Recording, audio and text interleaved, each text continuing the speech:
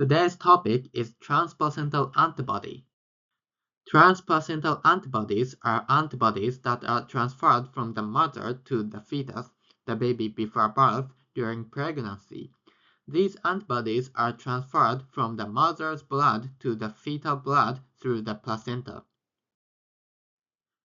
For maternal antibodies to reach the fetus, they must be able to pass through the placenta. There are 5 classes of antibodies, but only IgG can cross the placenta. This is because the neonatal Fc receptor, or FcRn, expressed on the syncytial photoblast, the outermost layer of placental cells, recognizes the Fc region of IgG and mediates its transcytosis across the placenta. Other classes of antibodies are not recognized by FcRn and therefore are not efficiently transported from the mother's blood to the fetus. Among the 4 subclasses of IgG, that is, IgG1, IgG2, IgG3, and IgG4, IgG1 crosses the placenta most efficiently.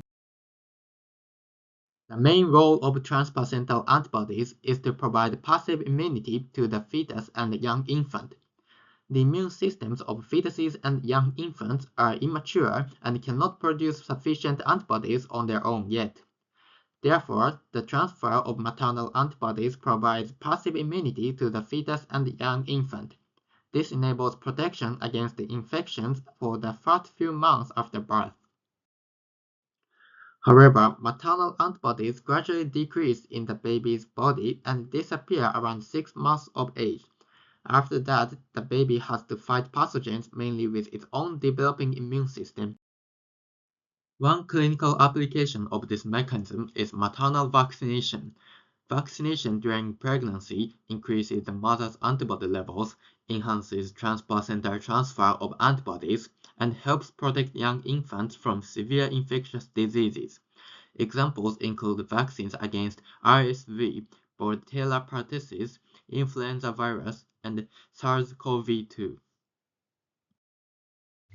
On the other hand, transplacental IgG can also have negative effect. A typical example is Rh incompatibility between a mother and her fetus. In the Rh blood group system, people with a D antigen on their red blood cells are Rh positive. Those without it are Rh negative. When an Rh negative mother is pregnant with an Rh positive fetus, this is called an Rh incompatible pregnancy. During an Rh incompatible first pregnancy, small amounts of fetal Rh positive red blood cells can enter the mother's bloodstream, especially at delivery. The mother then becomes sensitized to the fetal D antigen and produces anti-D antibodies.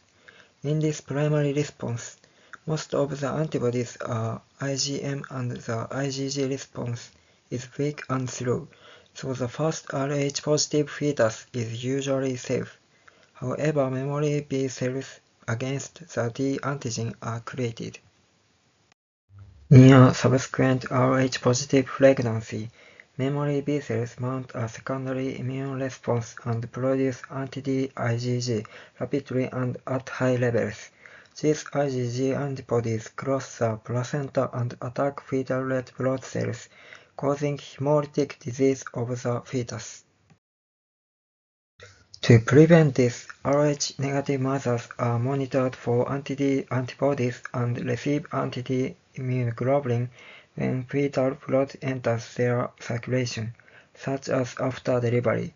This passive IgG binds fetal Rh positive red blood cells and prevents maternal sensitization to the D antigen, so the mother doesn't form memory B cells or produce her own anti-D IgG in later pregnancies.